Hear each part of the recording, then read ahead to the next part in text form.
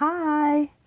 So we're going to continue our series and we're going to talk about more fruit. These are globe grapes, but we're going to talk about the fruit of the Holy Spirit. So let's go to Galatians chapter 5, verses 22 and 23. And it reads, "But the fruit of the Spirit is love, joy, peace, long-suffering, gentleness, goodness, faith, meekness, temperance. Against such there is no law." So in part 1, we did love. Part 2, let's look into joy.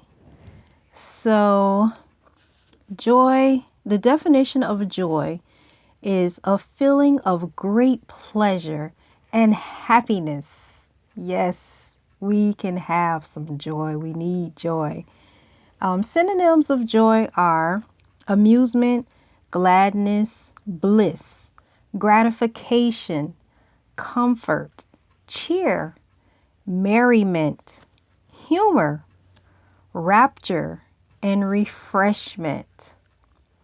So scriptures that have joy or terms that mean the same thing as joy, depending on which version of the Bible that you read, sometimes it may read joy instead of a different word. For instance, Proverbs 17:22.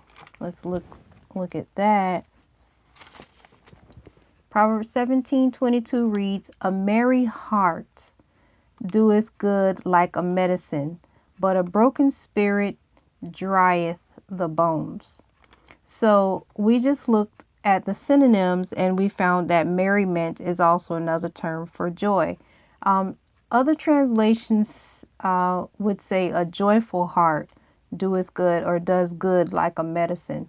So, but in the King James Version, they have a merry heart doeth good like a medicine. I really like this scripture because joy within a person, it does lift your mood. It even helps to increase our immune systems. So that's one verse, Proverbs 17:22. Now let's go to Psalm 16:11. Psalm 16:11. "Thou wilt show me the path of life. In thy presence is fullness of joy. At thy right hand there are pleasures forevermore." I like that. That's another one of my verses that I like too. Let's see, Luke 15:7. Let's get to Luke 15:7.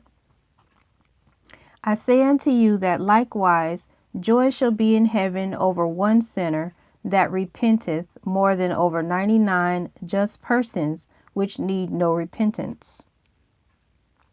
And that's just showing God's love. This is Jesus letting them know how much love and like basically his purpose for coming to earth was to save sinners through salvation, through his dying on the cross and rising again.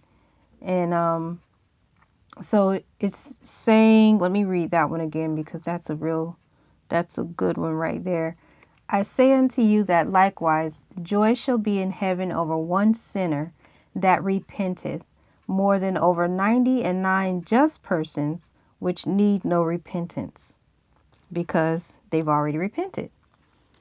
Okay, so let's see. The last scripture that I want to read is Romans chapter 15, verse 13. "Now the God of hope fill you with all joy and peace in believing, that ye may abound in hope through the power of the Holy Ghost." So this is part 2 where we broke down the word joy. And next we're going to do part 3 where we're going to dissect the word peace. Thank you so much for watching. Please like, comment, subscribe, share, and we'll see you next time. Bye.